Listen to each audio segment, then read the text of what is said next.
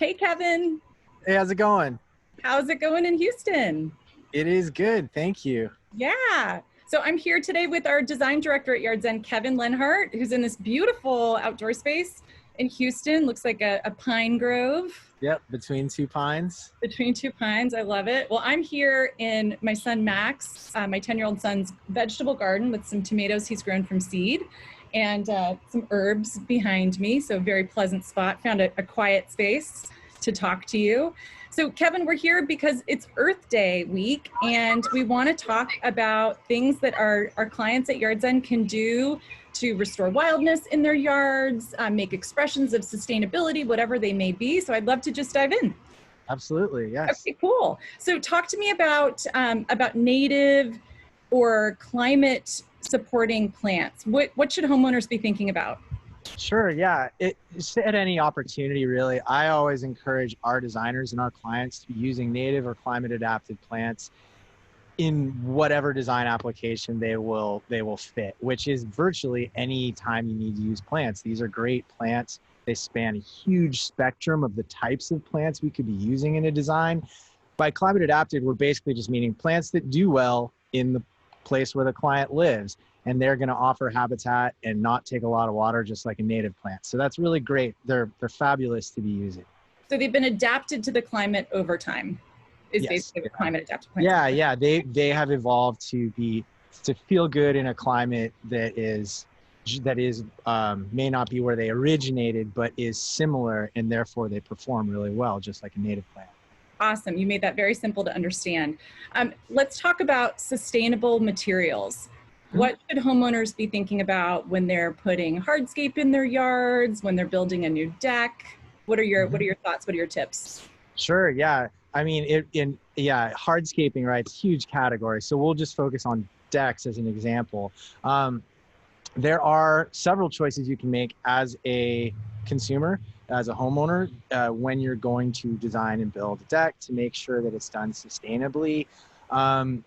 In a place like California, unfortunately, we're very lucky that one of the default decking materials, redwood, there are state policies around how redwood is harvested that make sure that it's done in a sustainable way. Without getting into too much detail, the redwood that you're seeing, that you're building decks out of in California, is going to be coming from younger redwood trees. What that means is the old trees, the old groves, that are these valuable resources, are protected because the market pressure is taken off of cutting them down and focused on the younger growth trees. You can also rest assured with those redwoods that things like the endangered species and just the general ecosystem surrounding these redwood trees is protected by the policies around forestry. So that's a really wonderful thing. And that's just an example specific to California.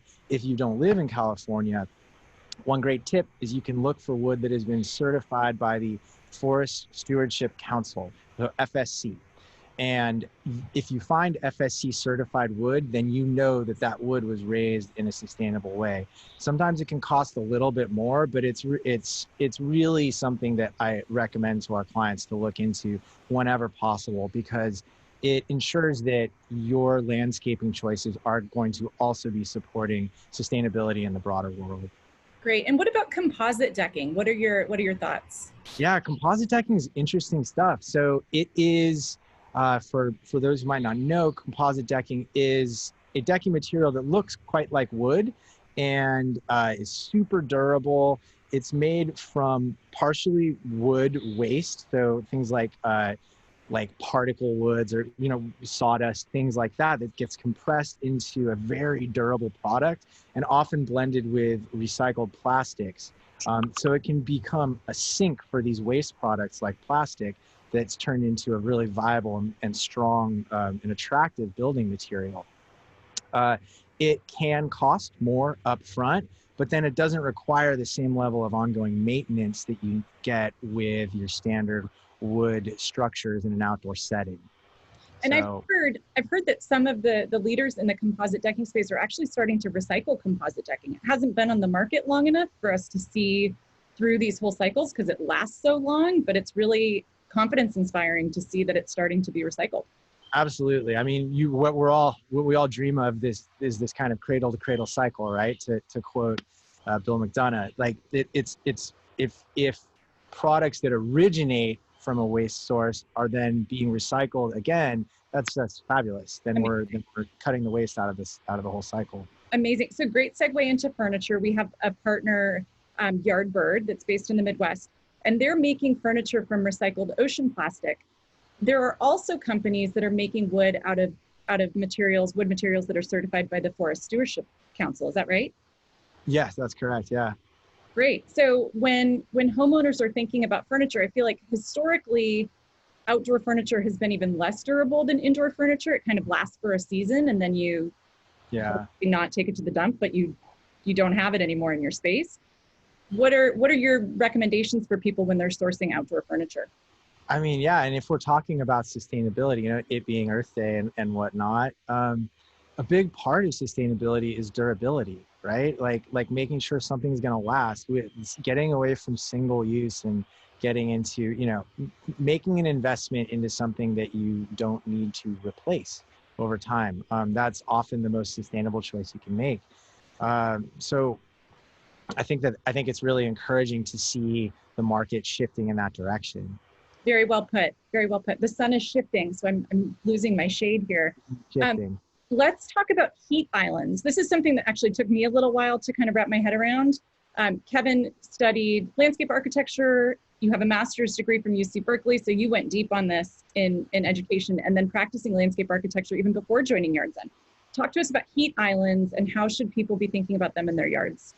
Sure. So essentially, plants help to keep areas cool, whereas paved surfaces generally result in a net increase in the heat of an area. So when you have a city, that's the classic example. It's called an urban heat island, and there are tons and tons of paved surfaces. All those paved surfaces are absorbing radiation from the sun and re-radiating it back out, and you'll see mean temperatures around a city being much higher, significantly higher than temperatures outside the city where there will be more tree coverage, especially, or even just ground level vegetation coverage, but really tree canopy is the major differentiator here. So when you are doing landscape designs, you do have in your own, you know, per property by property, but it still is important, right? Just like our votes in a democracy are important. Like you have a chance to plant a tree, to cover the ground with vegetation which will result in chipping away at this urban heat island issue. So especially for clients that are living in dense urban areas, this can be a really important thing to do, and a way that you can contribute toward broader ecological and public health in how you design your yard.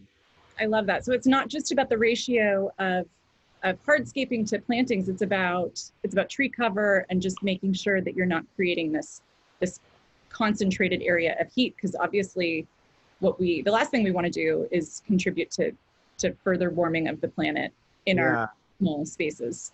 Yeah, and you know, and there's it's an energy use issue very much, because when your cities are hotter, that increases the need to expend energy cooling your homes and offices. Not that any of us go to offices anymore, but you get the idea. We don't, right? Fully remote. So, So it's really, you know, it's just planting a tree, but it's making a significant difference on a lot of environmental levels. Great, thank you for that. Last thing, and this is something that I know a lot of homeowners kind of struggle with, we all want to be capturing rainwater because we know it's the right thing to do. And we even have lots of internal discussions here about the best way to advise clients to capture rainwater. What are your thoughts? Yeah, I mean, look, it's really easy to get swept away. I'm thinking of water sweeping things away, but it's really easy to get a little confused about how to deal with this issue. The bottom line is, look, rain falls on your property and it's going to wash off of your property eventually into the street, into the gutter. That water flows eventually to some waterway usually, and sweeping pollutants from the ground with it. So what we as property owners want to try to do is capture water on site, right? So that when you do that, you're keeping waterways from being polluted. You're also helping to recharge groundwater. You want to soak water that comes from the sky back into the ground on your property. That's the bottom line. There are a bunch of different ways to do that, and they can get really complicated or be really simple, but the bottom line is, look, if you can do something like have a rain barrel that's gonna catch water coming off of your roof and store it instead of flushing it out to the gutter off your property. You can also just simply have lots of planting areas. Try to maximize the amount of what you would call permeable surface. That's surfaces that water can soak into. If you max that out on your property, you are doing the most you can to keep water from flowing off-site and polluting waterways, and you're helping to restore groundwater, which is great for the overall local ecology. Awesome. Well, great. Kevin, thank you so much for your time. I hope everybody enjoyed this, and happy Earth Day.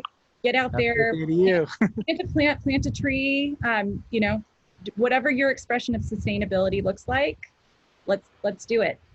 Indeed. Thanks very much, Allison. Bye, Kevin. Goodbye.